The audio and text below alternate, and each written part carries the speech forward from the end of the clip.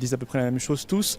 Ce sont ceux qui nous expliquent depuis 20 ans ou 30 ans, si l'Europe ne fonctionne pas, il en faut donc encore plus. On nous a dit ça à Maastricht, on nous a dit ça à la Constitution européenne. C'est un peu comme à la fin de l'URSS, on nous disait si le communisme ne fonctionne pas encore assez, c'est qu'il n'y en a pas assez. Il faut en faire encore plus. Ça, c'est le symbole d'une idéologie. Quand on est dans une idéologie, on raisonne comme ça. On se dit mais ça ne fonctionne pas. Alors au lieu de regarder le réel, au lieu de se dire ça ne fonctionne pas parce que ce n'est pas adapté au réel, on se dit c'est parce qu'on ne l'a pas encore fait assez, suffisamment. Non, moi je ne crois pas du tout. De toute façon, si le Royaume-Uni quitte l'Union européenne, c'est un pays malgré tout majeur. C'est un pays de 60 millions d'habitants, la troisième puissance économique de l'Union européenne qui partira. C'est un pays qui n'est pas un membre fondateur, mais qui est quand même là depuis 43 ans, 1973. Donc c'est quand même un pays qui compte énormément. Et ce sera évidemment un signal qui sera lancé au peuple.